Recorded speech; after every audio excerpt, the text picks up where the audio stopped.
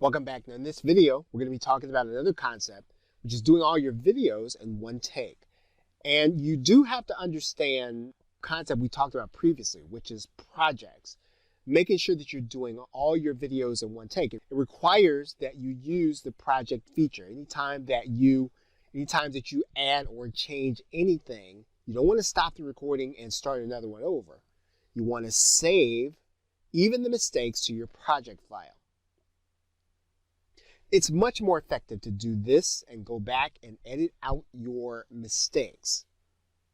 To do this, you want to be able to see on the timeline where you need to edit by putting a marker there. And we've shown you how to do this, but let's go over that again. And you can do that by going to the marker menu and then just going to this bar.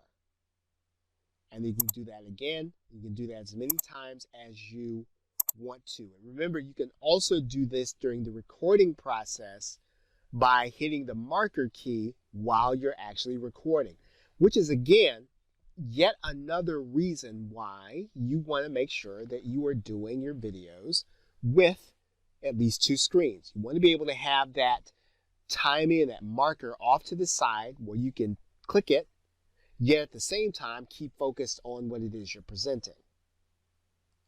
Now, what some marketers, myself included, mark their own edit space by stopping, allowing a little silence to pass, and then clapping 3 times loudly near the mic, like this.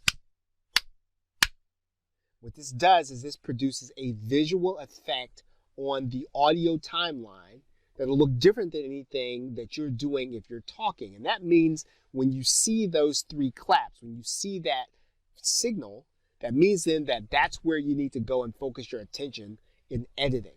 Now again, you can do this while you're actually recording. So while you're recording, if you're kind of cruising along and you're talking, and then you discover, oh, I should have said something else. What you want to do is you want to stop, clap 3 times, and then go back to the point where you should have said something different. And then you'll know how to determine where it is you're going to actually place your edit. But you mark the place at which you make the mistake during the recording process. And of course, as we said, all of this is going to be visible on the timeline. And as you do these things, you want to be able to keep your changes.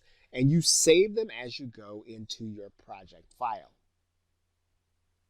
Now, the other thing that you want to do, you want to make sure that you program the pause button as you record the way that you want it. And this is an important thing because you need to be able to pause the recording at the push of a button. If you try to do it by catching your mouse and trying to figure out where you're going to click on the actual recording toolbar, it'll keep you from finding the most accurate point and delay you in how you're going to be able to edit your video.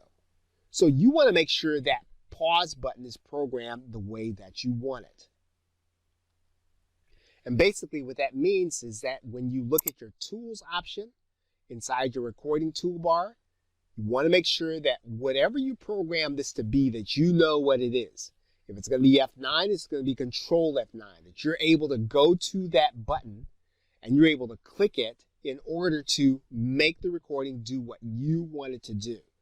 So there will be a default, but you can change that default to be whatever you want it to be.